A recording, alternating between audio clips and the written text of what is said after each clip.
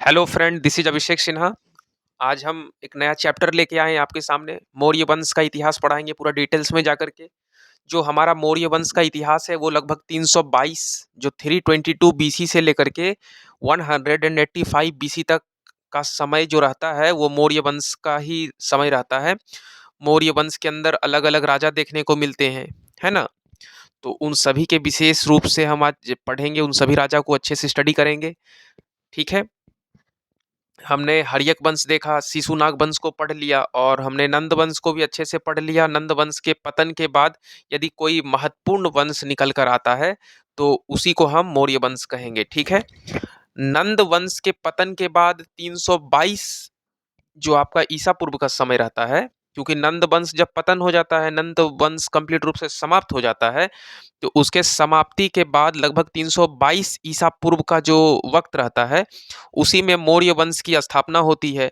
और इस मौर्य वंश में जैसे कि बिंदुसार कह लो, अशोक और चंद्रगुप्त मौर्य, ये जो शासक रहते हैं, ये तीन शासक, ये बहुत ही अति महत्वपूर्ण शासक में से एक होते हैं ये मौर्य हिस्ट्री के अंदर, मौर्य वंश के अंदर। और हम जो हैं आज अच्छे से मौर्य वंश की जानकारी, जो भी जानकारी हमको मिली है, जहाँ से मिली है, सब कुछ को डिटेल्स में आपको बताएंगे। जो अधिकांश मौर्य वंश की जानकारी हमको मिली है वो किसी न किसी साहित्य के माध्यम से मिली है। जो साहित्यिक स्रोत है उससे हमको मौर्य वंश की बहुत सारा जानकारी मिली है। पुरातात्विक स्रोत से भी थोड़ा बहुत जानकारी हमको मौर्य वंश के अबाउट देखने को मिली है। लेकिन जो बाबू साहित्यिक स्रोत है उससे थोड़ा सा ज़्यादा जानकारी देखने को मिली है मौर्य वंश के रिलेटेड। ठीक है।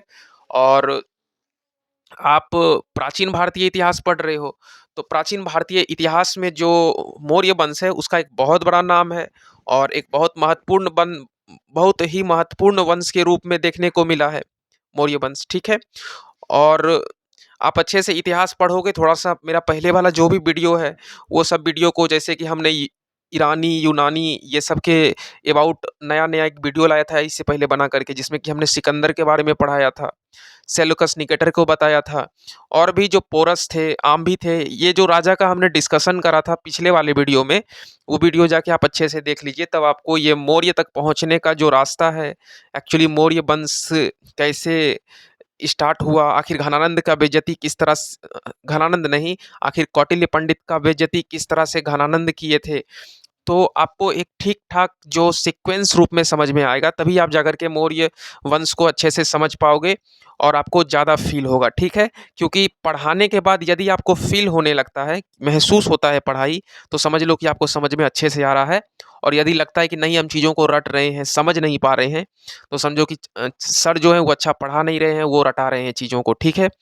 तो कोशिश हम यही करते हैं कि हम आपको चीज़ जो भी पढ़ाते हैं वो फील करा दें।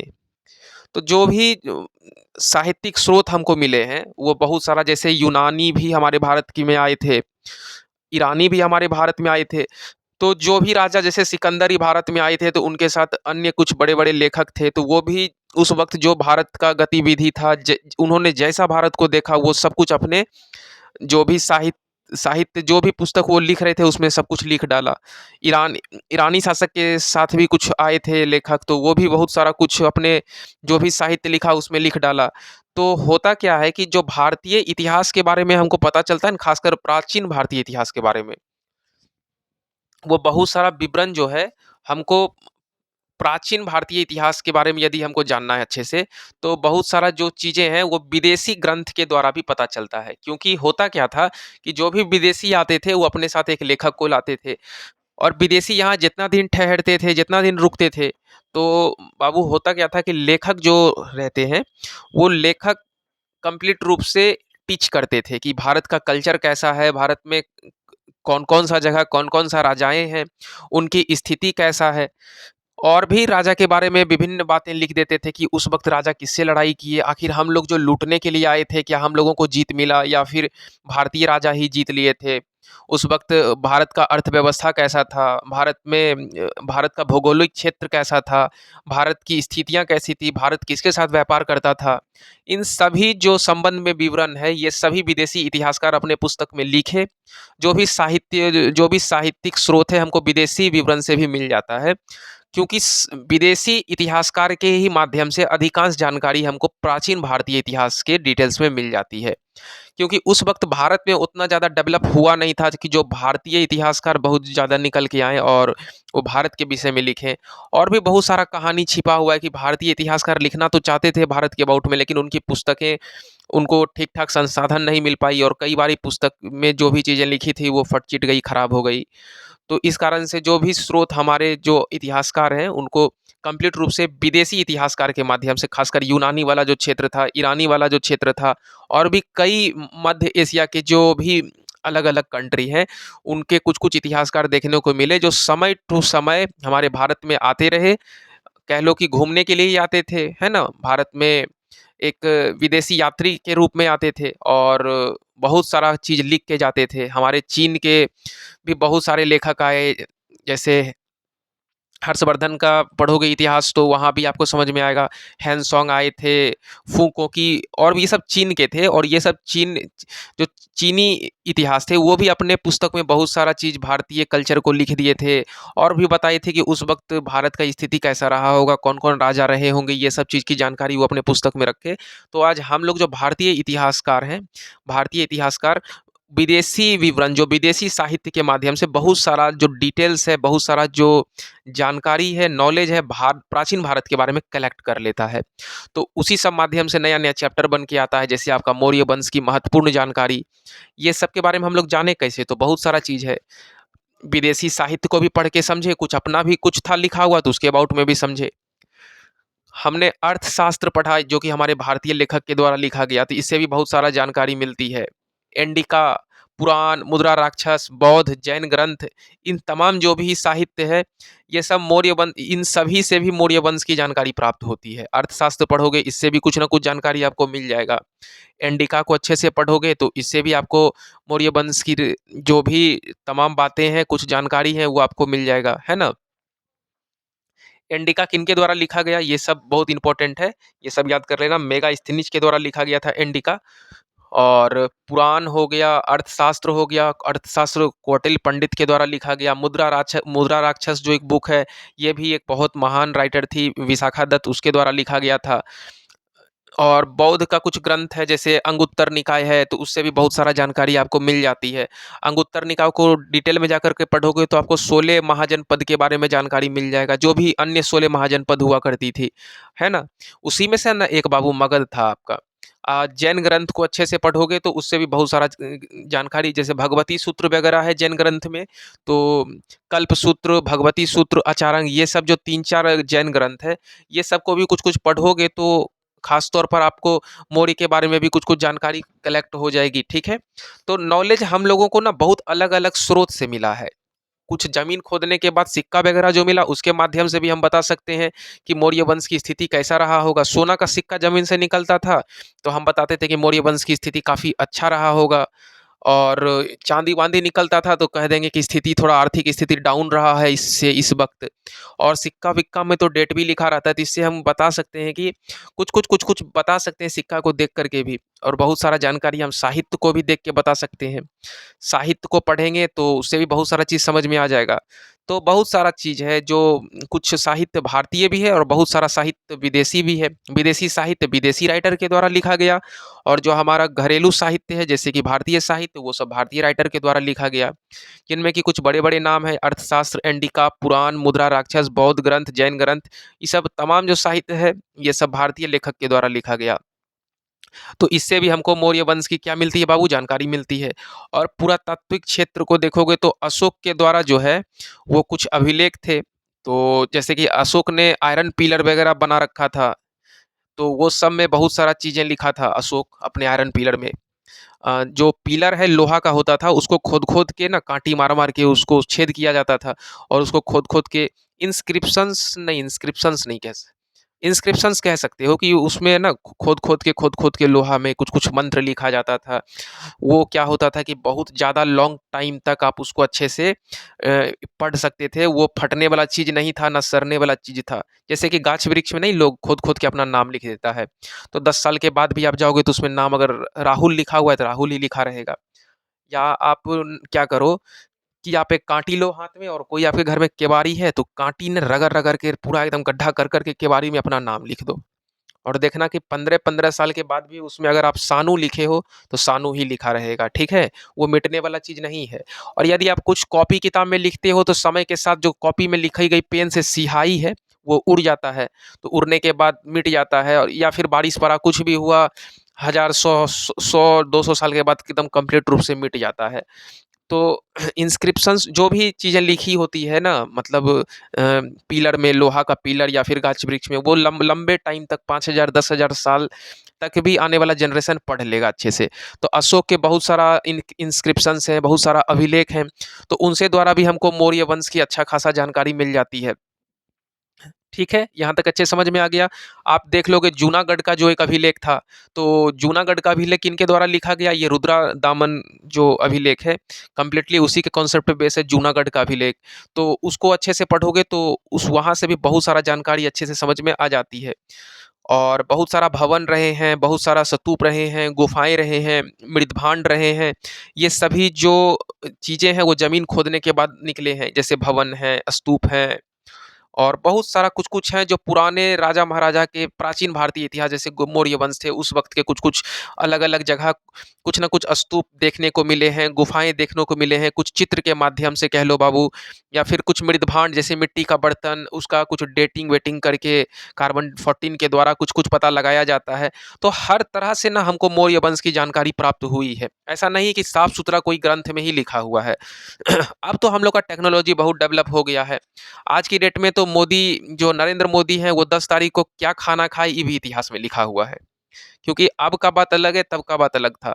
तब उतना ज़्यादा संसाधन नहीं थी, फिर भी राजा के बारे में बहुत विशेष बातें लिखी गई। कुछ विदेशी इतिहासकार के बारे में द्वारा, कुछ हमारा भारतीय इतिहासकार के द्वारा। अब एकदम कहानी बदल गया। अब नरेंद्र मोदी इतना तारीख को कहाँ गए घूमने, इसके बारे में पूरा छप गया है। नरेंद्र मोदी सुबह कितना बजे उठते हैं, मतलब एक-एक चीज़ आपको गूगल इंटरनेट पे मिल जाएगा। करंट न्यूज़ ही बनते ही रहते हैं डेली-डेली। तो अब का जो इतिहास है, आने वाले 5000 साल के बाद भी लोग नरेंद्र मोदी को अच्छे से रीड कर लेगा, ठीक है? कि नरेंद्र मोदी थे, क्या था, और जैसे अरविंद केजरीवाल के बारे में लोग 1000 साल के बाद पढ़ेगा तो आराम से उसको बहुत सारा उसको मतलब मिल जाएगा। मतलब इन लोगों के बारे में फैक्ट की कोई कमी ही नहीं होगी, क्योंकि अभी का ज़माना बहुत डेवलप है, गूगल का ज़माना है। लेकिन मौर्य के बारे में फैक्ट की कमी इसलिए होने लगी कि हम लोगों को मतलब उतना ज़्यादा टेक्नोलॉजी डेवलप भी नहीं था, और बहुत सारा जो साहित्य है वो समय के अकॉर्डिंग ख़त्म हो गए, लिखा हुआ बात समझ ही नहीं आ रहा था, और बहुत सारा जो साहित्य में लिखी गई बात है, वो समय के साथ मिट गई, फट गई। तो हम लोग कलेक्ट किए, विदेशी साहित्य से भी बहुत सारा नॉलेज कलेक्ट किए। कुछ जो हमारा भारतीय ग्रंथ इम्पोर्टेंट है, अर्थशास्त्र, इंडिका, पुराण, मुद्रा राक्षस, बौद्ध, जैन ग्रंथ, ये सब जो आदि हमारा भारतीय ग्रंथ है, ये सब से हम बहुत सारा डिटेल्स कलेक्ट कर लिए, ठीक है? तो इससे हमको मौर्य वंश का एक ठीक-ठाक इतिहास समझ में आता है। ज़मीन को खोदने के बाद भी पता चलता है, जैसे भवन हो गया, स्तूप हो गया, गुफ़ा हो गया, मृदभांड हो गया, ये सब से भी हमको कुछ न कुछ जानकारी प्राप्त होती है। और इन सब को मिला करके अच्छे से जो हमको मौर्य वंश की एक ठीक-ठाक अच्छी जानकारी प्राप्त हो जाती है। मतलब जानकारी सोचो कि हम लोगों के इतिहासकार कैसे कलेक्ट करते हैं, कितना मेहनत से कलेक्ट करते हैं। और जब जानकारी कलेक्ट कर लेते हैं तो आप लोग अच्छे से उसको पढ़ना भी नहीं चाहते। सोचो आप कितना आलसी हो बाबू, कि जो भी जानकारी लिखी गई है, यही सब ना जानकारी एनसीईआरटी पुस्तक में लिखी गई है। आखिर कितना मेहनत लगता है ये सब जानकारी को ढूँढने में, कभी आप सोचे हो? आपको पढ़ना भारी लगता है।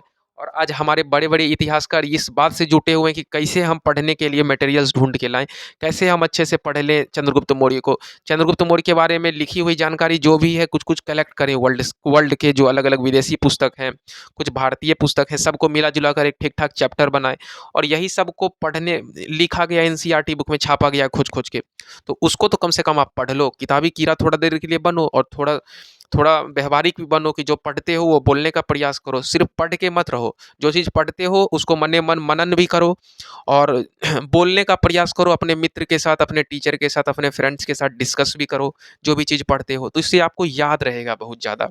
आप डिस्कस नहीं करोगे, कहानी के रूप में सीखोगे नहीं, तो चीज़ें याद नहीं रहेगा, ये चीज़ याद रखना, ठीक है? आ रहा है समझ में? क्योंकि चीज़ें याद रखने के लिए थोड़ा-सा आपको पैशेंस रखना ही पड़ेगा, थोड़ा-सा डिस्कशन करना ही पड़ेगा चीज़ें याद रखने के लिए, ठीक ना? और चलिए हम आगे देखते हैं। यहाँ तक कोई डाउट नहीं। चाणक्य, कौटिल्य और विष्णुगुप्त तीनों एक ही व्यक्ति का नाम है। इस चीज़ को अपने माइंड में एकदम एकदम घुसा लेना बढ़िया से। जो चाणक्य हैं, कौटिल्य हैं, विष्णुगुप्त हैं, ये तीनों एक ही व्यक्ति का नाम है। और अर्थशास्त्र की जो रचना करा गया था वो चाणक्य पंडित जो हैं उनके द्वारा ही करा गया था। ये अर्थशास्त्र बुक कंप्लीट रूप से राजनीतिक प्रशासन व्यवस्था पे आधारित था। उसमें राजनीतिक प्रशासन के बारे में बहुत ज़्यादा जानकारी दी गई थी कि हमारे जो मौर्य वंश के जो प्रशासनिक व्यवस्था है वो कैसा रहे थे। और वो जो अर्थशास्त्र है उसमें ठीक-ठाक आपको बताया भी गया है कि जो राजा महाराजा का प्रशासनिक व्यवस्था होना चाहिए उसको कैसे संचालित करना चाहिए, कैसे चलाना चाहिए। आखिर क्या कुछ उसके अंदर रूल्स एंड रेगुलेशन बनाना चाहिए जिससे हमारा जो राजतंत्र है, राजा का जो काल है वो बहुत ज़्यादा मजबूत प्रशासन बहुत ज़्यादा मजबूत हो। और जब प्रशासन मजबूत होगी तो स्वाभाविक है कि आपको टाइम पे टैक्स मिलेगा, तो आपका जो अर्थव्यवस्था है वो भी मजबूत हो जाएगी। और जब व्यवस्था मजबूत होगा तो आप समाज के लिए काम करिएगा तो सामाजिक गतिविधि भी आपको मिलेगा, सामाजिक रूप से भी आप मजबूत हो जाइएगा। और जब आपका समाज मजबूत हो जाएगा तो इससे आपका कंप्लीट रूप से धार्मिक जीवन पे भी बहुत ज़्यादा इफ़ेक्ट पड़ता है। तो हर चीज़ एक दूसरे से रिलेट ही है, समझ लीजिए।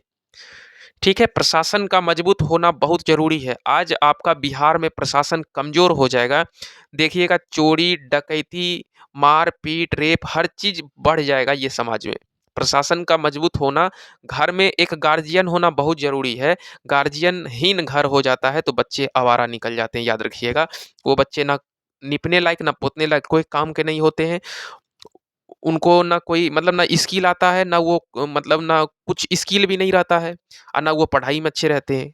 मतलब कोई काम के नहीं रहते हैं, बस उसको एगो बाइक दे दो, मतलब घूमना-फिरना इससे ज़्यादा उनको कुछ आता भी नहीं है। एक ठीक-ठाक कोई मोबाइल है तो गेम खेलता रहता है। ना मतलब उसको ना कोई फ़ोन ठीक करने आता है, ना उसको बाइक ठीक करने आता है, ना उसको टीवी ठीक करने आता है, ना उसको कुछ ना कोई स्किल ही नहीं होता है ना? ना उसको कोई काम आता है, ना खाना बनाने आता है और ना उसको पढ़ाई-लिखाई आता है। तो स्किल अपने अंदर आप बहुत ज़्यादा डेवलप करो, है ना? स्किल डेवलप करोगे तभी लाइफ़ में मान लो कि पढ़ना जो है अगर आपके अंदर कोई स्किल नहीं तो आप पढ़ाई को पकड़ोगे तो पढ़ना भी एक स्किल ही है।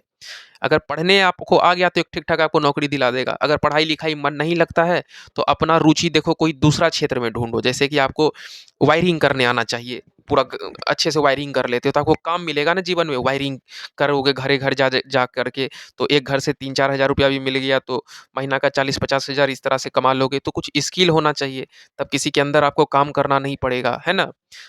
कुछ नहीं है तो कहीं का नहीं रहोगे, फिर वही बस कपड़ा दिखाओ कपड़ा दुकान में और चावल तौलो चावल दुकान में। इससे ज़्यादा कोई काम ही नहीं मिलेगा छोटा-मोटा। और बहुत है तो शरीर में दम है तो मज़दूरी करो। समझ रहे हो ना क्या कह रहे हैं? समझो। चलिए आगे देखते हैं। यहाँ तक अच्छे से समझ में आ गया? और जो हमारा अर्थशास्त्र है उससे एकदम राजनीतिक प्रशासन के बारे में बहुत अच्छा जानकारी मिल जाता है, कैसा व्यवस्था होना चाहिए। और वो सब चीज़ को अच्छे से ये जो हमारे चाणक्य पंडित हैं वो अपने पुस्तक में लिख डाले। इस अर्थशास्त्र में बहुत ज़्यादा जानकारी हमको प्रशासनिक व्यवस्था के बारे में मिल जाती है। राजा के द्वारा जो भी चलाया गया प्रशासन व्यवस्था था, जो भी चीज़ें था चंद्रगुप्त मौर्य के द्वारा चलाया गया, वो सभी की जानकारी ये अर्थशास्त्र में ये डाल दिए हैं कौन? चाणक्य पंडित जिनको हम विष्णुगुप्त भी कहते हैं। और इस अर्थशास्त्र के माध्यम से इन्होंने सप्तांग सिद्धांत के अबाउट में चर्चा करा है। अब आप बोलोगे सर सप्तांग सिद्धांत क्या होता है इसके बारे में आप कुछ बताइए। तो बाबू इसमें बात ऐसा है कि जो राजा होते थे ना, राजा के 7 कार्य होता था। क्या होता था? 7 कार्य। उसके संबंध में जो भी डिटेल्स में जानकारी दी गई है सब उसी पुस्तक में दी गई है। और राजनीतिक सिद्धांत के आधार पर कह लो, जैसे कि अर्थव्यवस्था जो है वो अर्थव्यवस्था को एक महत्वपूर्ण मतलब जो अर्थव्यवस्था होता है ना, तो वो कैसे मजबूत होगा मतलब ये सब चीज़ अच्छे से समझने के लिए। और आपका प्रशासन कैसे मजबूत होगा, प्रशासन मजबूत होगा तभी आपका अर्थव्यवस्था भी मजबूत होगा उस साम्राज्य का, क्योंकि प्रशासन स्ट्रिक्ट रहेगा तो टैक्स टाइम पे मिलेगा। तो हर चीज़ के बारे में एकदम डिटेल्स में जाकर के जानकारी आपको लेना है तो अर्थशास्त्र पढ़ लो। अर्थशास्त्र में एक बहुत ज़्यादा महत्वपूर्ण पुस्तक है, बहुत ही ज़्यादा महत्वपूर्ण पुस्तक है राजनीतिक सिद्धांत को जानने के लिए, ठीक है? और इसी अर्थशास्त्र से मौर्य काल जो है कंप्लीट रूप से एक विस्तृत मतलब मौर्य काल के बारे में अगर कह लो ठीक-ठाक जानकारी अगर हम लोग कलेक्ट कर पाए हैं, तो अर्थशास्त्र को पढ़ कर के भी एकदम विस्तृत जानकारी प्राप्त कर पाए हैं, ठीक है?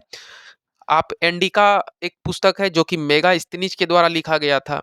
अब आप बोलोगे सर ये एंडिका जो पुस्तक है बेसिकली ये मेगास्थनीज जो थे ये कौन थे?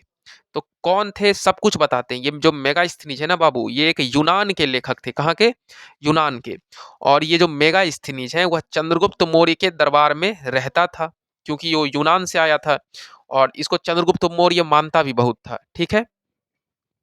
और वहीं पर रह करके जो भी चीज़ देखा, जो भी चीज़ जाना, जो भी चीज़ सीखा, सब कुछ को एक पुस्तक में लिखते चला गया। उस पुस्तक का नाम रखा एंडिका। और जितना दिन रहा उतना दिन में ये अपना हाथ चलाते ही रहा, देख-देख के सीखते ही रहा और एंडिका में भरते चला गया। और आज एंडिका को हम लोग पढ़-पढ़ के मौर्य वंश के बारे में बहुत सारा जानकारी प्राप्त कर रहे हैं, ठीक है? और जो हमारा मौर्य काल का जो भी सामाजिक जीवन था, तो सामाजिक जीवन कह लो बहुत ही सही था। साथ ही साथ थोड़ा बहुत जो राजनीतिक जीवन था, उस पे कंप्लीट रूप से चर्चा अगर किया गया है, सामाजिक जीवन, राजनीतिक जीवन, ये सब एंडिका को जाकर के पढ़ लेना, जो आपका किनके द्वारा लिखा गया है बाबू? एंडिका किनके द्वारा लिखा गया है? मेगास्थनीज के द्वारा लिखा गया है। तो आपको एक ठीक-ठाक जानकारी चाहिए तो आप एंडिका को जाकर के अच्छे से पढ़ लेना। और भारतीय ग्रंथ के कुरान, जो भारतीय ग्रंथ है ना कुरान, कुरान को अगर अच्छे से पढ़ोगे, है ना? तो और जैसे तुम आपका ये कुरान तो ख़ैर वो शायद कुरान को अगर अच्छे से आप पढ़ लेते हो या फिर आपका बौद्धिक ग्रंथ जो भी हैं, जैन ग्रंथ जो भी हैं, तो ये सब में जैसे दीपवंश, महावंश आदि आपका जैसे जैन ग्रंथ में कुछ-कुछ आते हैं ना, तो ये सब चीज़ को अच्छे से पढ़ोगे तो भी आपको भारतीय इतिहास में जो मौर्य वंश का इतिहास रहा है, उसके विषय में अच्छा खासा जानकारी मिल जाती है। मुद्रा राक्षस को भी पढ़ोगे तो उसमें भी हमें जानकारी मिल जाएगी चंद्रगुप्त मौर्य के बारे में और किस प्रकार से चाणक्य ने सहारा दिया चंद्रगुप्त मौर्य को, क्या कुछ सिखाया, हर चीज़ की जानकारी आपको मुद्रा राक्षस में दी गई है। क्या कुछ चाणक्य पंडित की कूटनीति होती थी, कैसे-कैसे वो चाल चलते थे, क्या कुछ वो स्ट्रेटजी अपनाते थे, क्या-क्या वो ट्रेनिंग दिए चंद्रगुप्त मौर्य को, एक-एक जानकारी आपको डिटेल में मुद्रा राक्षस में मिल जाएगी। और फिर मगध साम्राज्य के जो एक महान राजा जो थे नंद वंश के, अ, मगध साम्राज्य के जो महान राजा थे, कौन थे? महान राजा में तो चंद्रगुप्त मौर्य का भी बड़ा नाम है, लेकिन नंद वंश का जो एक महान राजा था जिसका नाम घनानंद था, उसको किस प्रकार से चंद्रगुप्त मौर्य ने पराजित कर दिया, हरा दिया, ये टोटल अगर रिलेटेड जानकारी लेना है तो आप अच्छे से मुद्रा राक्षस को पढ़ जाओ, आपको टोटल का टोटल जानकारी मिल जाएगी। बहुत अच्छी पुस्तकें हैं मुद्रा राक्षस जो विशाखा दत्त के द्वारा लिखी गई है। और जितना भी शिलालेख वगैरह है या फिर अभिलेख है, शिलालेख मतलब पत्थर को खोद-खोद के पत्थर पे बहुत सारा चीज़ें मंत्र को लिखा गया, जानकारी को लिखा गया, उसी को कहते हैं बाबू शिलालेख। शिल्ला लोहड़ी घर में है ना जिसमें आपका मसाला पीसा जाता था, उसी वर्ड से शिल्ला का मतलब शिला पत्थर, पत्थर को ही बाबू शिल्ला कहते हैं। तो पत्थर को ही खोद-खोद के उसमें बहुत सारा जानकारी लिखा जाता था पहले के ज़माना में, खासकर मौर्य साम्राज्य के समय। तो वो जानकारी बहुत दिन तक छपा हुआ ही रहता है पत्थर में, वो फटने, चिटने, उड़ने का चीज़ रहता नहीं है जो समय के साथ हट जाएगा। वो 1000 10,000 साल के बाद भी वैसा ही रहता है। तो शिलालेख को भी पढ़ के बहुत ज़्यादा जानकारी मिलता है और जो भी अभिलेख है, जो भी चीज़ें मिली है, वो सब चीज़ों को देख कर के अच्छा खासा जानकारी मिलता है। और खासकर शिलालेख, अभिलेख ये सब का जो मुख्य जानकारी आपका मौर्य वंश से है, वो किंग अशोका देने का काम करते हैं क्योंकि किंग अशोका का बहुत ज़्यादा इंटरेस्ट रहता है इंस्क्रिप्शंस में। जैसे कि किसी भी लोहा को खोद-खोद के उस पे लिखना, किसी भी पत्थर को खोद-खोद के उसमें लिखना। और भी क्योंकि अशोका कल्पना कर लिए थे कि आने वाला 10,000 5,000 साल के बाद यदि अपना जानकारी आगे पहुँचाना है तो पत्थर एकमात्र सहारा है, पत्थर को ही खुदवा के लिख दो। आयरन पिलर बनवाओ, आयरन पिलर को खुदवा-खुदवा के उसपे बहुत सारा चीज़ लिखो। तो आने वाले 10,000 5,000 साल के बाद भी उस चीज़ों को लोग पढ़ के हम लोगों का जानकारी कलेक्ट कर पाएँगे। और अशोक के जो धम्म की जानकारी है, धम्म का मतलब होता है वो अलग-अलग मंत्र के माध्यम से बौद्ध धर्म को डिफ़ाइन करे हैं। उन्होंने अलग-अलग माध्यम से अपना जो भी जीवन में कार्य किए हैं, क्या अच्छा, क्या खराब, बहुत सारा चीज़ वो धम्म के माध्यम से बताए हैं।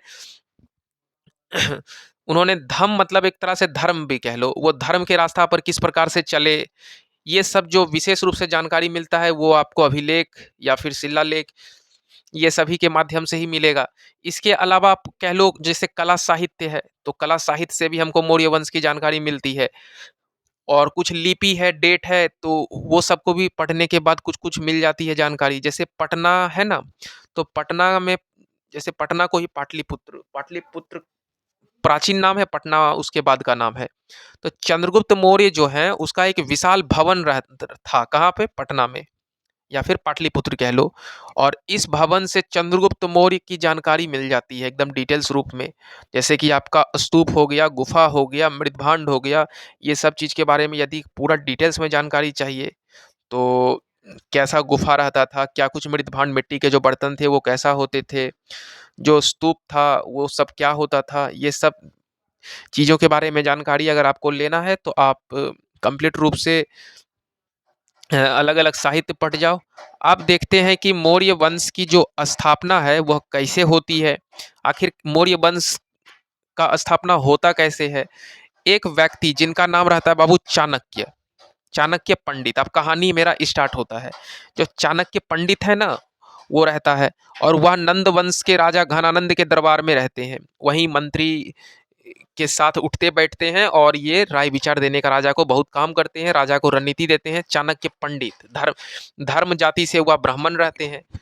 और घनानंद के जो दुष्ट स्वभाव है, मतलब बहुत ज़्यादा क्रूरता स्वभाव कह लो, घनानंद का जो दुष्ट स्वभाव है, दुष्ट स्वभाव के कारण मतलब भरी दरबार में चाणक्य पंडित की गजब बेइज्जती कर दी भाई साहब। मतलब चाणक्य इतना इज्जतदार आदमी, इतना विद्वान आदमी, और भरी दरबार में अलग-अलग मंत्रीगण के सामने इसकी बेइज्जती करना, ये चाणक्य पंडित को बर्दाश्त नहीं हुआ। भरी दरबार में चाणक्य पंडित को ना घसीट के बाहर निकाल दिया। और चाणक्य जो है वो घनानंद से बदला लेने के लिए एक मार्ग का तलाश किया कि भाई कैसे आखिर इस घनानंद नाम का राजा से बदला लिया जाए। तो उसको लगा कि क्यों ना हम किसी एक लड़का को तैयार करें, है ना, बदला लेने के लिए। वो एक मार्ग का तलाशने लगा और चंद्रगुप्त मौर्य जो हैं उनको चंद्रगुप्त मौर्य मिल जाते हैं। वो गाय भैंस चरा रहे थे तो वहीं पे, और फिर देखा कि ये युद्ध का कुछ प्रैक्टिस कर रहे थे गाय गाय भैंस चराने के दौरान, और बहुत ही चतुर बालक इनको लगे। तो वह चंद्रगुप्त मौर्य को बोला, क्या तुम मेरा शिष्य बनोगे? तो वो बनने के लिए भी रेडी हो गया। और फिर उसको जो भी तमाम राजनीतिक शिक्षा दीक्षा, चंद्रगुप्त मौर्य को हर संभव सहायता देने का मतलब हर संभव सहायता देने का काम किया। कौन? बताओ। चंद्रगुप्त मौर्य को हर संभव सहायता देने का काम किया चाणक्य पंडित। कौन किया? चाणक्य पंडित। और इस प्रकार से हमको चीजें समझ में आ गया, है ना। जैसे घनानंद को जो है ना बहुत अच्छे से पराजित कर दिया। कौन? चंद्रगुप्त मौर्य। किसके सहारा लेकर के? चाणक्य पंडित का दिमाग लेकर के। एकदम चंद्रगुप्त मौर्य बोला, हम आपको कंप्लीट रूप से गुरु मानते हैं, आप गुरु जैसे बोलोगे वैसे करेंगे, आप 10 घंटा मेहनत करने बोलोगे हम 20 घंटा मेहनत करेंगे, लेकिन जो आपका सपना है हम आपका सपना पूरा करेंगे और हम घनानंद को पराजित करेंगे, यही मेरा गोल है। ठीक है। और मौर्य वंश की जो स्थापना हो जाती है इस प्रकार से, क्योंकि घनानंद को हरा देता है कौन? चंद्रगुप्त मौर्य। और इतिहासकार का कहना है कि जो चंद्रगुप्त मौर्य थे वो मौर्य कुल, मतलब मौर्य कुल था एक, उसी से बिलोंग करते थे। ठीक है, चंद्रगुप्त मौर्य।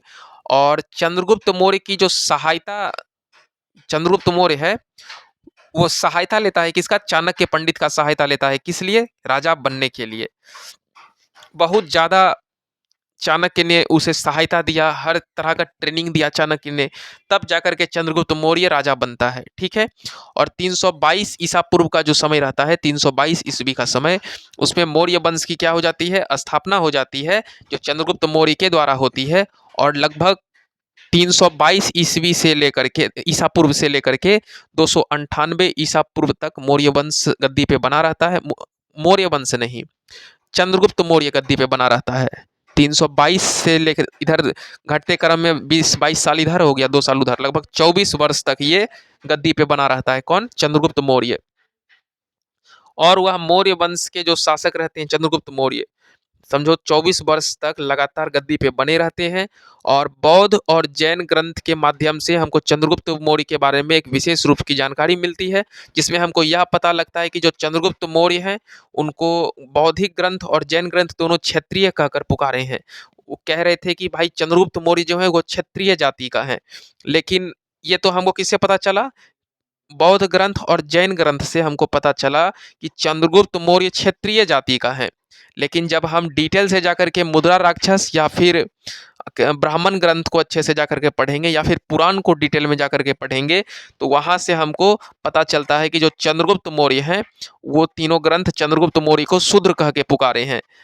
मतलब समझ लो कि भाई साहब सबसे बड़ा चीज क्या है कि जो बौद्धिक ग्रंथ हैं, जैन ग्रंथ हैं, वो चंद्रगुप्त मौर्य को क्षत्रिय कह के पुकारे हैं। जबकि मुद्रा राक्षस, ब्राह्मण ग्रंथ या फिर पुराण, ये तीनों ग्रंथ चंद्रगुप्त मौर्य को शूद्र कहकर पुकारे हैं। तो अलग अलग बात, अलग अलग इतिहासकार आए, अलग अलग बातें कह के चले गए। यूनानी भी लेखक पीछे नहीं हटते हैं, जैसे जस्टिन होते हैं, स्ट्रोबो होते हैं, सेंट्रोकोटस होते हैं। ये सब जो है चंद्रगुप्त मौर्य को जो है ना, मतलब ये सब कह लो कि भाई चंद्रगुप्त मौर्य को यूनानी लेखक वगैरह उतना जाति वगैरह में इंटरेस्ट, लेकिन जो चंद्रगुप्त मौर्य थे मतलब चंद्रगुप्त मौर्य के विशेष जानकारी ये सब भी दिए हैं, लेकिन ये पर्टिकुलरली जाति पे बात नहीं किए हैं। ठीक है।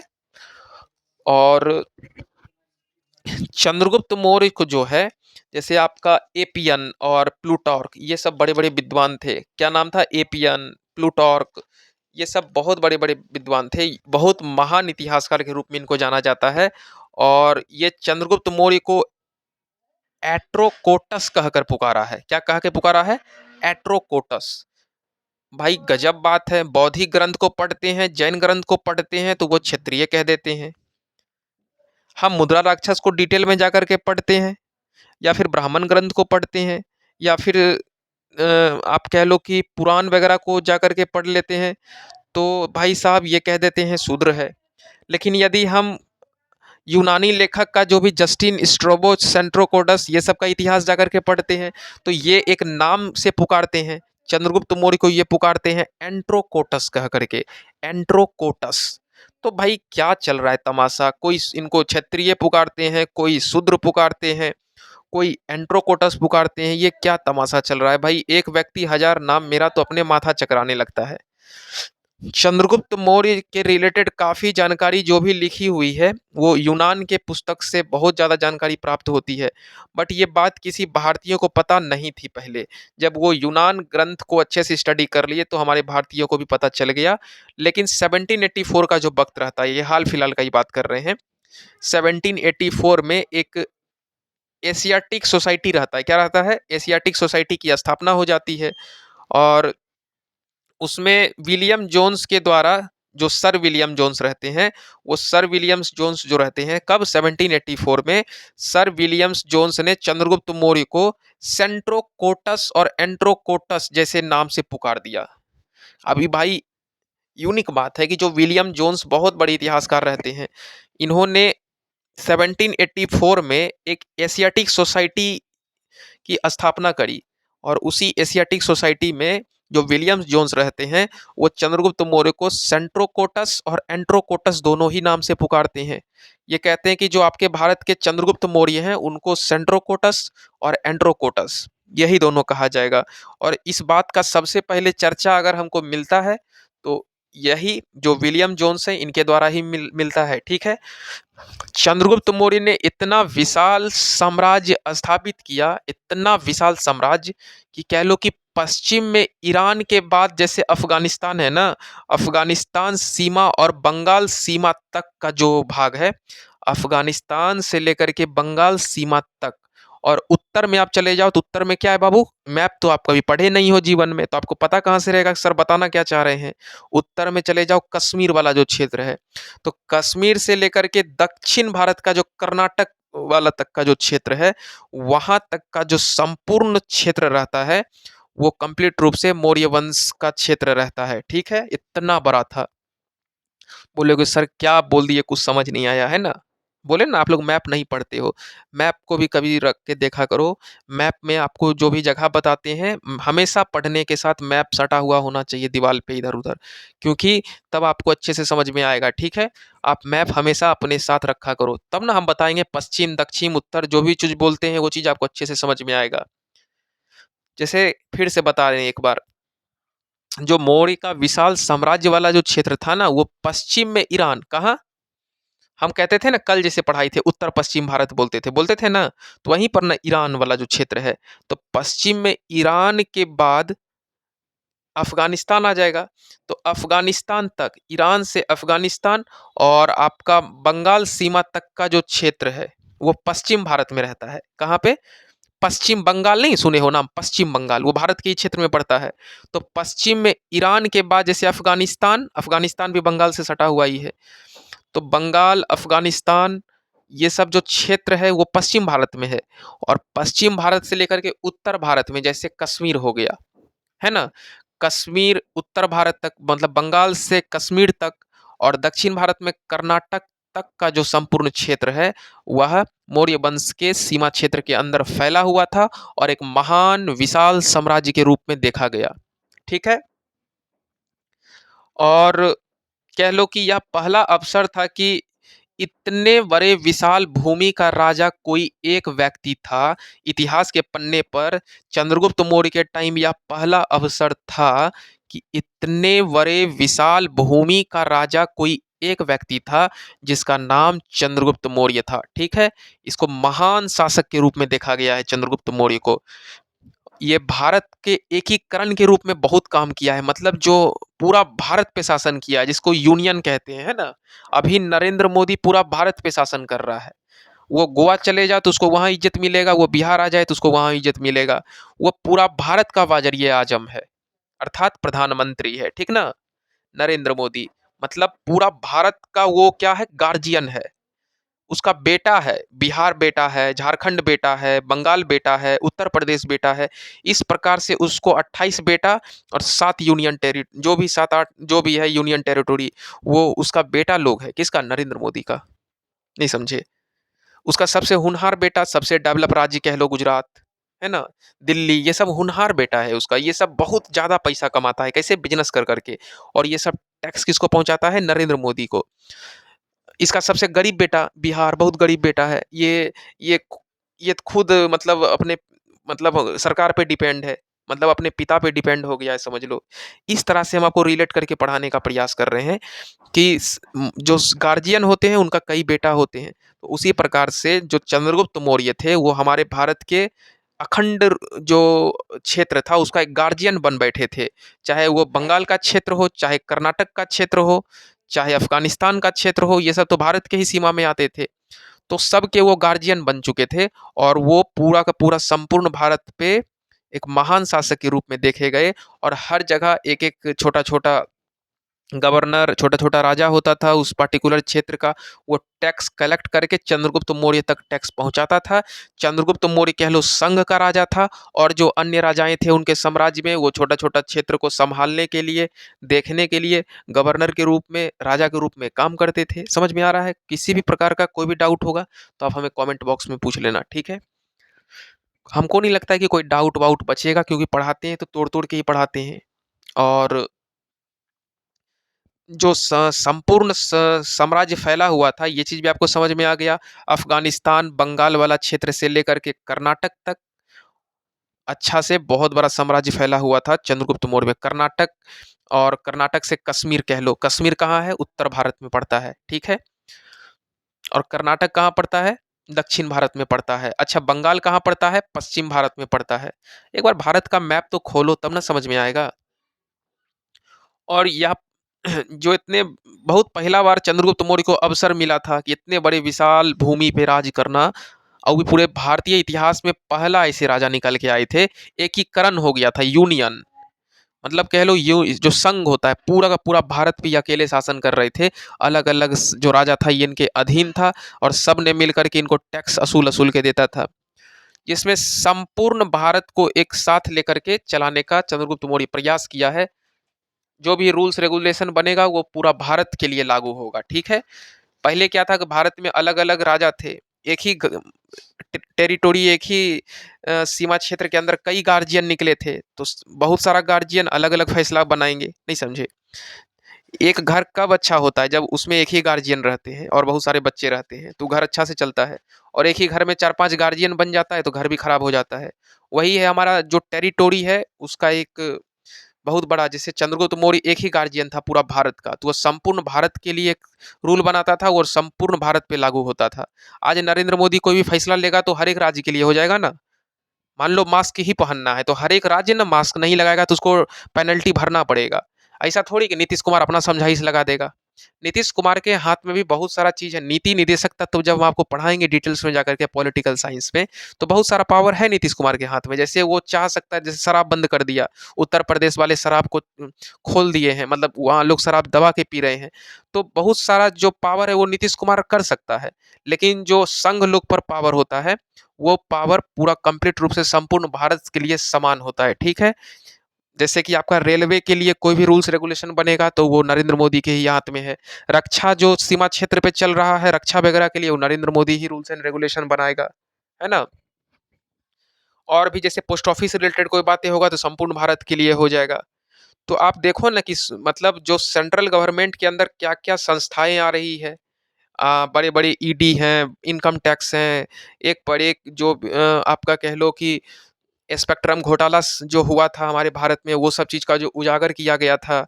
बड़े बड़े सीआईडी हैं, ये सब केंद्र सरकार के अंदर काम कर रही है। तो ये सब में जो संशोधन होगा, रूल बनेगा, वो केंद्र सरकार पूरा भारत के लिए लागू करेगी, नहीं समझे। जैसे नरेंद्र मोदी कह देंगे कि भाई ये रूल है कि सभी अपने भारतवासी अपने घर के ऊपर एक झंडा लगाएं, और जो घर में झंडा नहीं लहरते हुए दिखेगा हम वहाँ टैक्स ले लेंगे। तो चाहे आप उत्तर प्रदेश के घर नंबर कोई भी घर चले जाओ, या फिर आप बंगाल चले जाओ, या फिर आप कश्मीर चले जाओ, अगर झंडा लगा हुआ घर में नहीं दिखेगा छत पे तो टैक्स ले लिया जाएगा। ये रूल किसके द्वारा बनाया गया? संघ सरकार नरेंद्र मोदी के द्वारा, क्योंकि पूरे भारत पे वो रूल कर रहे हैं। ठीक उसी प्रकार से आपका चंद्रगुप्त मौर्य भी पूरे भारत पे रूल करते थे, और छोटे छोटे राजा उनका सहायता करते थे। जैसे कि नीतीश कुमार नरेंद्र मोदी का सहायता ही कर रहे हैं ना भारत पे। खासकर बिहार वाले क्षेत्र को नीतीश कुमार संभाल रहे हैं। उत्तर प्रदेश वाले क्षेत्र को आपका योगी आदित्यनाथ संभाल रहे हैं, है ना। उड़ीसा चले जाओ, नवीन पटनायक का वहाँ शासन चल रहा है। तो इस प्रकार जैसे आपका दिल्ली है तो दिल्ली में अरविंद केजरीवाल, तो हर एक लोगों के द्वारा ये बहुत संपूर्ण व्यवस्था को चलाने का काम किया जा रहा है। एक नरेंद्र मोदी से पूरा व्यवस्था नहीं संभलेगा। ठीक उसी प्रकार एक चंद्रगुप्त मौर्य से पूरा अकेले का ये व्यवस्था थोड़ी संभलेगा। उसको बहुत सारा हैंड चाहिए, क्योंकि भारत बहुत बड़ा है, तो अलग अलग हैंड मुख्यमंत्री के पद पे जा जा के भी एक हैंड बन गया ना, कि मुख्यमंत्री एक पार्टिकुलर बिहार को संभालेंगे। जैसे कि आपके खगड़िया में विधायक हैं तो आपके खगड़िया को संभाल रहे हैं, सांसद हैं तो वो जो भी केंद्र सरकार रिलेटेड काम है वो सांसद संभाल रहे हैं, राज्य सरकार रिलेटेड काम है तो वो विधायक संभाल रहे हैं। गली मोहल्ला को संभालने के लिए भी आपका वार्ड कमिश्नर और फिर कह लो नगर सभापति ये सब रखा गया है। गांव को संभालने के लिए मुखिया बनाया गया है। तो बहुत सारा हैंड जरूरी होता है एक शासन व्यवस्था को चलाने के लिए, लेकिन वो पूरा संपूर्ण शासन व्यवस्था का जो सबसे बड़ा मालिक है वो प्रधानमंत्री है। ठीक उसी प्रकार मौर्य वंश में भी कौन था सबसे बड़ा मालिक पूरा संपूर्ण क्षेत्र का? चंद्रगुप्त मौर्य था, ठीक है। वो केंद्र को पूरा का पूरा संभालता था। इस प्रकार से आपको हमको लगता है अच्छे से समझ में आ गया होगा। जो एकीकरण का जो चीजें देखने को मिला है फर्स्ट टाइम, वो चंद्रगुप्त मौर्य के ही टाइम एक विशाल साम्राज्य को एकीकरण के रूप में देखा गया।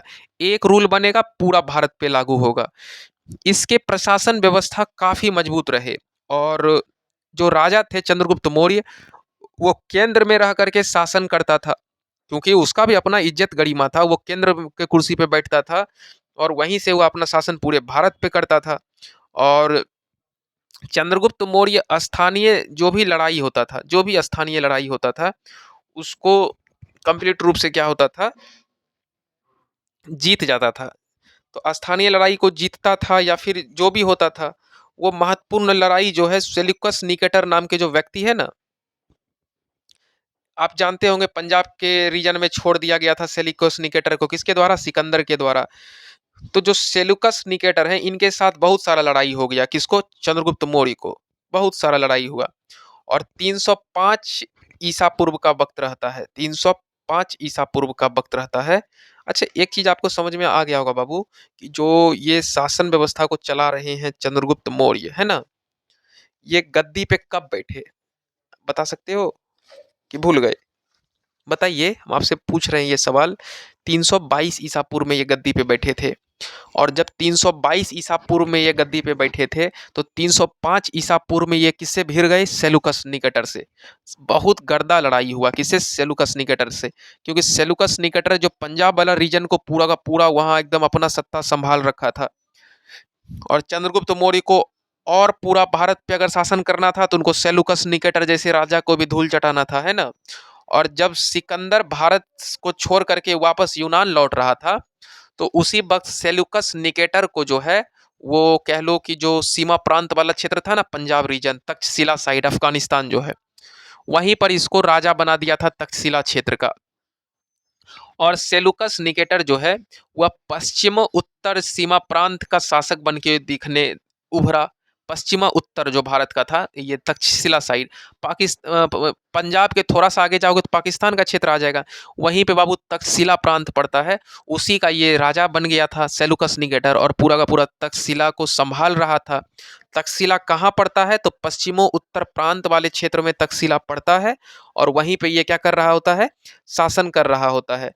फिर इसकी लड़ाई किससे होती है? चंद्रगुप्त मौर्य के साथ होती है, और इस लड़ाई में रिजल्ट जानते हो क्या निकलता है? आप लोग बहुत उत्सुक होंगे रिजल्ट चुनने के लिए, बहुत ज़्यादा ईगर होगा कि भाई साहब रिजल्ट क्या हुआ होगा। आखिर चंद्रगुप्त मौर्य जो लड़ाई किया सेल्यूकस निकेटर के साथ, तो जीता कौन, हारा कौन, है ना। तो चलिए आपको एक एक चीज़ खोल के बताते हैं। जो सेल्यूकस निकेटर के साथ लड़ाई हुआ था ना, तो सेल्यूकस निकेटर कंप्लीट रूप से हार गया। किससे? चंद्रगुप्त मौर्य से। क्योंकि मजाक थोड़ी है चंद्रगुप्त मौर्य को हराना, पूरा का पूरा चाणक्य नीति को अपने जीवन में उतार के रख लिया है चंद्रगुप्त मौर्य। तो इतना आसान नहीं है कि सेल्यूकस निकेटर आसानी से चंद्रगुप्त मौर्य को हरा दे।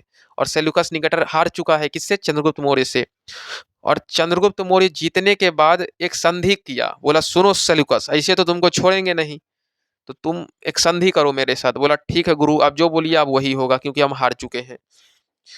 तो इस संधि के क्रम में जो है वह दो तीन बातें निकल के आती है कि आखिर जब चंद्रगुप्त मौर्य सेलुकस निकेटर को हरा दिया, तो हराने के बाद क्या संधि हुआ था? तो जी हाँ, बिल्कुल संधि भी हुआ था। अच्छा, तो वो संधि हुआ था तो उसमें क्या कुछ बातें निकल के आती है, उस बिंदु पे हम ध्यान देंगे। चलिए, जैसे आप मेगास्थनीज को डिटेल में जाकर के पढ़ोगे तो उसी में ये सब बातें लिखा गया है, ठीक ना। एम्बेसडर के रूप में काम कर रहे थे कौन? एम्बेसडर के रूप में आए थे भारत मेगास्थनीज, है ना। सेलुकस निकेटर जो है, सेलुकस निकेटर का बहुत सारा जानकारी आपको मेगास्थनीज में भी मिल जाता है। और सेलुकस निकेटर के भी दरबार में आया था कौन? मेगास्थनीज। और वो अपने पुस्तक एंडिका में बहुत सारा चीजें लिख रखा कि भाई सेलुकस निकेटर कब नहाते थे, सेलुकस निकेटर कब खाते थे, सेलुकस निकेटर कब लड़ना चाहते थे, सेलुकस निकेटर कितना टैक्स लेते थे। उनके भी दरबार में रहा, और चंद्रगुप्त मौर्य के भी दरबार में रहा कौन? मेगास्थनीज। तो दोनों के बारे में वो अपने जानकारी अपने पुस्तक एंडिका में लिख दिया। और सेल्यूकस निकेटर के दरबार में जब आया था तो बहुत सारा चीज लिखा था। और जीतने के बाद जो चंद्रगुप्त मौर्य के दरबार में जो चंद्रगुप्त मौर्य थे ना, जब चंद्रगुप्त मौर्य हरा दिए, कब? 305 ईसा पूर्व में, किसको? सेलुकस निकेटर को। तब चंद्रगुप्त मौर्य बोले सुनो सुनो मेगास्थनीज, तुम एक काम करो, तुम ही हारल राजा के पास मत रहो, चलो तुम मेरे घर। तो मेगास्थनीज बोला भाई साहब ये क्या बोल रहे हैं? बोला चलो ये हारल राजा के पास तुम मत रहो। तब 305 ईसा पूर्व में सेलुकस निकेटर को, सेलुकस निकेटर नहीं, मेगास्थनीज को उठा के चंद्रगुप्त मौर्य अपने दरबार ले गए। तो फिर जब मेगास्थनीज तो बस वही राइटर था जो देखा सुना सेलुकस निकेटर के, शुरू शुरू में सेलुकस निकेटर के यहाँ आया था, तो सेलुकस निकेटर के यहाँ जो जो चीज़ होता था तक्षशिला में, रूल्स रेगुलेशन कल्चर, वो सब चीज़ को अपने पुस्तक में डाला। लेकिन जब वो 305 ईसा पूर्व में कहाँ चला गया? चंद्रगुप्त मौर्य के घर, है ना। तो फिर चंद्रगुप्त मौर्य के बारे में पूरा कहानी लिख दिया मेगास्थनीज में, है ना। कौन? मेगास्थनीज में नहीं बाबू, एंडिका में, कंफ्यूज मत हो। एंडिका में लिखा गया। मेगास्थनीज जो राइटर थे वो आधा आधी जानकारी तो सेलुकस निकेटर के बारे में लिखे हैं, और आधा से अधिक जानकारी चंद्रगुप्त मौर्य के बारे में लिखे हैं, क्योंकि ये दोनों के घर में बहुत बहुत दिन जा के रुके हैं, ठीक है। और फिर इस प्रकार से इंडिका की रचना हो जाती है। और संधि जो हो रहा था उसमें कुछ बातें निकल के आ रही थी, उसके विषय में भी आपको बताएंगे कि संधि के दौरान 500 हाथी जो है चंद्रगुप्त मौर्य ने सेल्यूकस निकेटर को दिया, बोला ठीक है 500 हाथी तुम ले लो सेल्यूकस निकेटर को। और चूंकि चंद्रगुप्त मौर्य बहुत पैसा वाला राजा था और उसके लिए 500,000 हाथी कोई बड़ा बात था नहीं, तो सेल्यूकस निकेटर को 500 हाथी दान में दे दिया, ठीक है। और बदले में जो सेल्यूकस निकेटर है वो काबुल का क्षेत्र, कांधार का क्षेत्र, मकरान का क्षेत्र, हेरात का क्षेत्र, ये सेल्यूकस निकेटर ने चंद्रगुप्त मौर्य को दे दिया।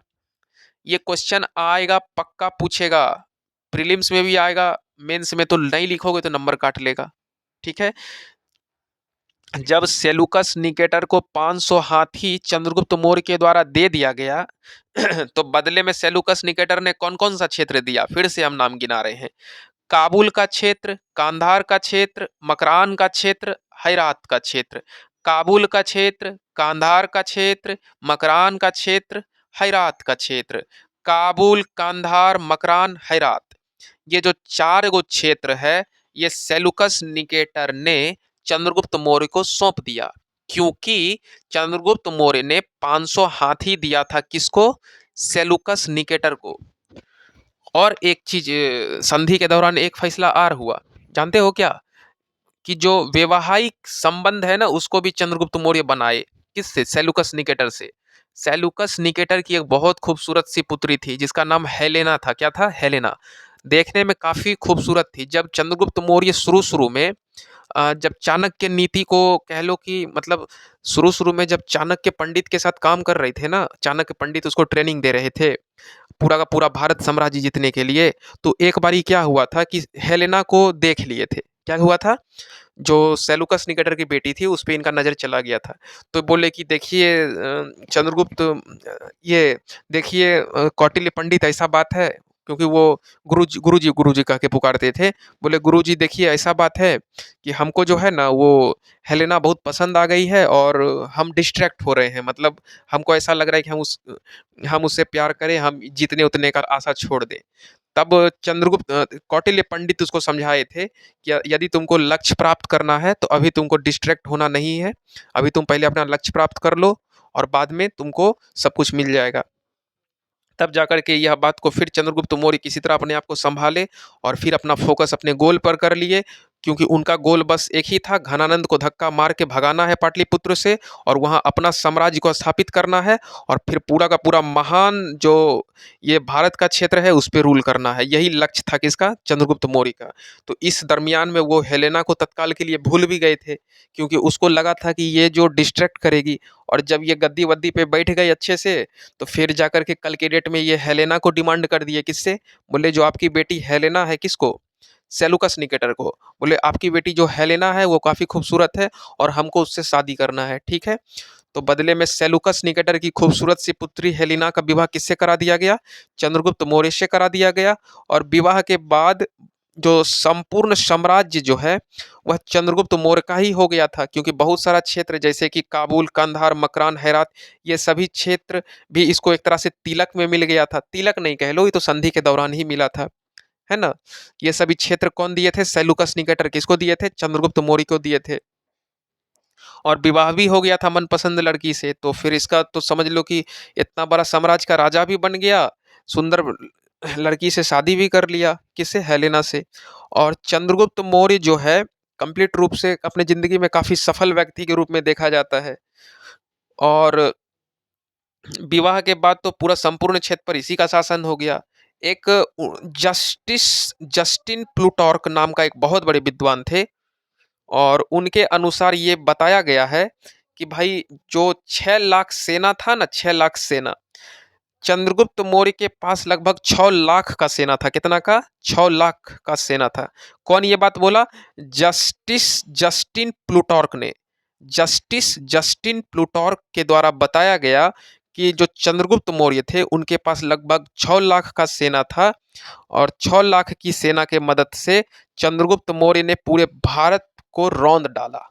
जितने भी अलग अलग सेना थे उनको अपने 6 लाख सेना के दम से लगभग पूरे भारत को रौंद डाला, और पूरे का पूरे भारत पे एक लौता शासन खुद संभालने लगते हैं, ठीक है। अच्छे से समझ में आ रहा है। और ये बात किसने कहा बाबू, जस्टिस जस्टिन प्लूटार्क के द्वारा बताया गया है। ये बहुत बड़े विद्वान इनको माना जाता है। और इसके अलावा जस्टिन जो थे वो एक और दावा करते हैं, जब मगध साम्राज्य जो है वह जब मगध में घनानंद का शासन चल रहा था, तब उसी वक्त सिकंदर भी भारत आए हुए थे। और जो सिकंदर जो थे वह चंद्रगुप्त मौर्य के हेल्प मतलब मांगा था। किससे मांगा था? किससे?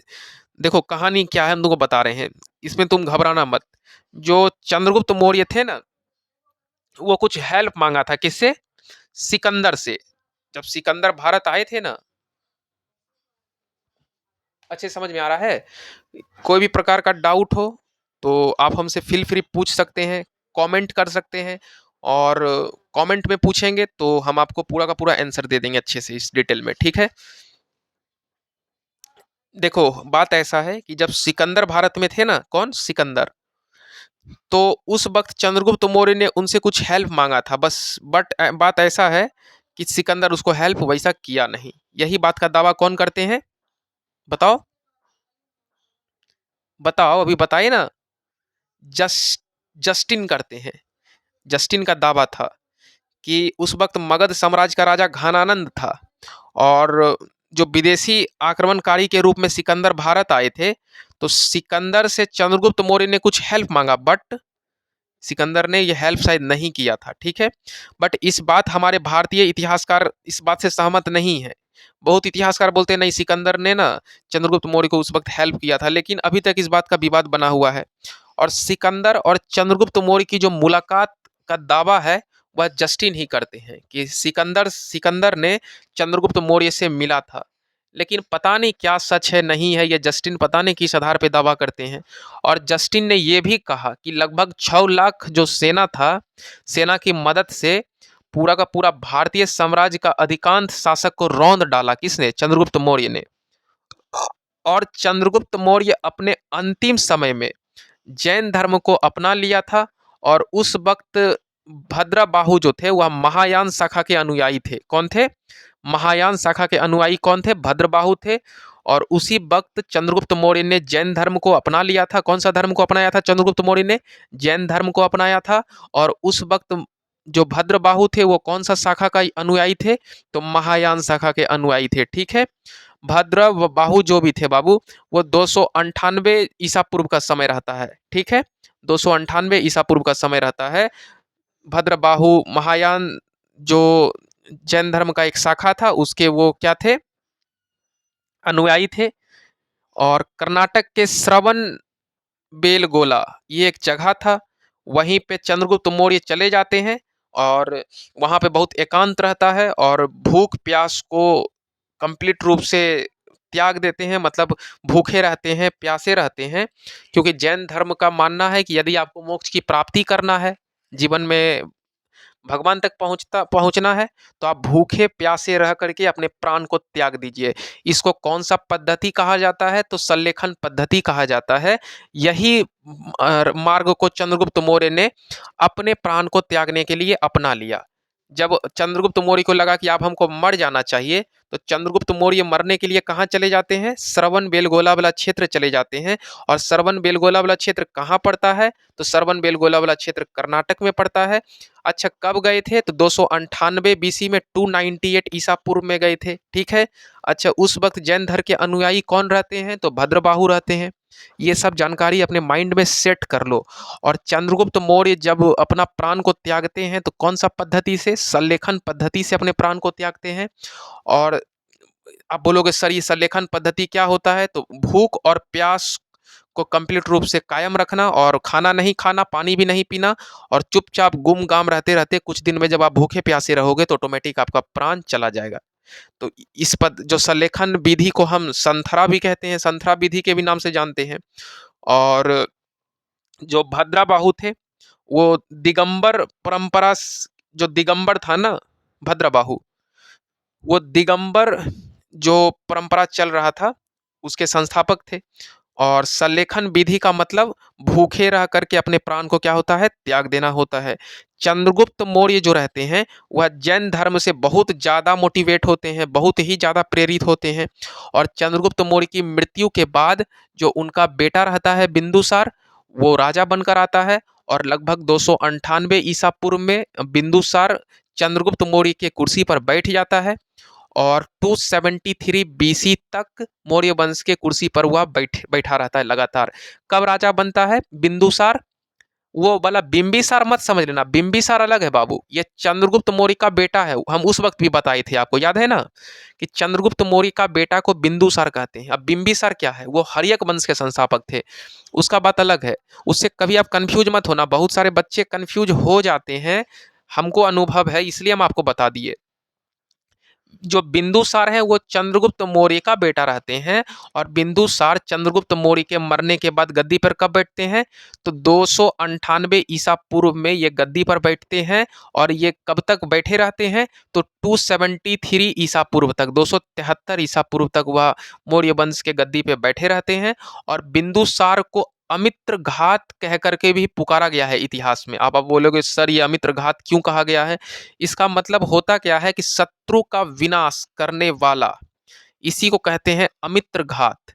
शत्रु का विनाशक के रूप में ये बिंदुसार को देखा गया है, शत्रु का विनाश करने वाला। जो भी शत्रु थे उनके साम्राज्य में, जो जो उस पे भारी पड़ रहे थे, उसको विनाश करके रख दिया कौन? बिंदुसार। और ये भी एक अच्छा शासक के रूप में देखा गया। और बिंदुसार को जैन साहित्य में सिंह सेन कह के पुकारा गया है। क्या कह के पुकारा गया है? सिंह सेन। जब आप जैन साहित्य को अच्छे से पढ़ लोगे तो बिंदुसार को सिंह सेन कह के पुकारा गया है। और सीमा प्रांत जो तक्षशिला वाला क्षेत्र है, बताए थे ना तक्षशिला, जो सेलुकस निकेटर के खाता में था, तो तक्षशिला वाला क्षेत्र में बिंदुसार के अगेंस्ट बहुत ज्यादा विद्रोह होने लगता है, बहुत ज्यादा विद्रोह। तो राजा जो है इस क्षेत्र के, जो मतलब राजा के अंदर ही ना आता था ये क्षेत्र, क्योंकि सेलुकस निकेटर तो इसको सौंप के चला गया था, तो राजा के ही अधीन ये क्षेत्र पड़ता था, वो तक्षशिला वाला। तो वह जो क्षेत्र था जहां एक वक्त सेलुकस निकेटर राज करता था, अब वह क्षेत्र पे राज कौन कर रहा है? मौर्य वंश के जो राजा आएंगे वो राज कर रहे थे, क्योंकि संधि के दौरान तो वो सब क्षेत्र ले लिया गया था, है ना। और जब वहां का विद्रोह कंप्लीट रूप से बढ़ने लगा तो विद्रोह को दबाने के लिए बिंदुसार ने अपने जो दो पुत्र थे, अगर उनका दोनों पुत्रों के नाम बताएं तो दोनों पुत्र को भेज दिए थे विद्रोह को दबाने के लिए। सबसे पहले उन्होंने सुसीम को भेजा और यह सुसीम ने विद्रोह को पूरी तरह दबाने में सफल नहीं हो पाया था, ठीक ना। सुसीम गया और विद्रोह को दबाने में कंप्लीट रूप से सफल हो नहीं पाया था। फिर क्या करते हैं ये बाद में ये तक्षशिला वाला क्षेत्र में अशोक को भेजते हैं। अशोक जाकर के तुरंत गर्दा मचा दिया, कहाँ पर? तक्षशिला वाले क्षेत्र में। तब इनको चंद्रगुप्त बिंदुसार को समझ में आ गया कि जो मेरा लड़का, जो बड़का लड़का सुसीम है वो ढकलेल है, और जो मेरा छोटका लड़का अशोक है वो सबसे बढ़िया है। ये तुरंत जाकर के विद्रोह को क्या कर दिया? दबा दिया, वो भी शांतिपूर्वक विद्रोह को दबा दिया। तब उसको समझ में आने लगा कि जो मेरा अशोक है ये बहुत लाइक बेटा है। क्या है? बहुत लाइक बेटा है। इन कंपेयर टू किससे? सुसीम की तुलना में अशोक बहुत लाइक बेटा है, क्योंकि अशोक तक्षशिला में जाकर के विद्रोह को तुरंत अच्छे से दबा देता है और विद्रोह को दबाने में काफी सफल हो जाता है। इससे उनको बिलीव हो गया कि मेरा अशोक बहुत लाइक बेटा है, ठीक है। और बाद में यह माना जाने लगा कि जो प्रशासनिक क्वालिटी है वो अशोक के अंदर कूट कूट कर भरी हुई है, और इस प्रकार से अशोक एक अच्छा राजा बन सकता है भविष्य में। कुछ विदेशी संबंध में भी कुछ बातें रही है, तो हम चाहते हैं कि वीडियो लगभग 1 घंटा 3-4 मिनट का हो गया है, ठीक है। तो सब कुछ एक ही दिन में नहीं पढ़ाएंगे, सब कुछ तोड़ तोड़ के 1-1 घंटा के वीडियो हम बनाते हैं। तो हम सोच रहे हैं नेक्स्ट वीडियो जब आपको मौर्य वंश पे लाएं तो उसके बारे में थोड़ा बहुत कहानी हम अशोक के बारे में डिटेल से बताएंगे, और फिर बताएंगे कि अशोक किस प्रकार से अपने जीवन में काफ़ी आगे बढ़ते हैं। और भी जो तमाम कहानियां हैं मौर्य वंश से, आप हमारे वीडियो से रेगुलर बने रहें, आप हमारे वीडियो को रेगुलर देखते रहें। हम आपसे प्रॉमिस करते हैं कि आपका एक एक कॉन्सेप्ट हम क्लियर कर देंगे। क्वेश्चन को तो देख के उड़ा दोगे, ठीक है, चाहे वो क्वेश्चन बीपीएससी, दरोगा, आईएएस, वाईएएस कोई भी एग्जाम का हो, आपको डर लगेगा ही नहीं, क्योंकि आपका कॉन्सेप्ट मजबूत हो जाएगा। आप जाकर के कोई भी बुक पढ़ लो, जो हमारा पढ़ाया गया चैप्टर है उसको पढ़ने के बाद कोई भी बुक पढ़ो, उसी चैप्टर का आपको अच्छे से समझ में आएगा, ठीक है। वीडियो बनाने से पहले बहुत मेहनत करते हैं, तब जाकर के एक वीडियो बनता है। समझ लीजिए कि कई अलग अलग पुस्तकें हमको डिटेल से जाके पढ़ना होता है, तब हम 10 लाइन आपके सामने आके बोल पाते हैं, वो भी कॉन्फिडेंस में, ठीक है। जय हिंद, जय भारत और हो सके तो हमारी वीडियो को शेयर कर देना, चैनल को सब्सक्राइब कर देना और हो सके तो वीडियो को लाइक कर देना।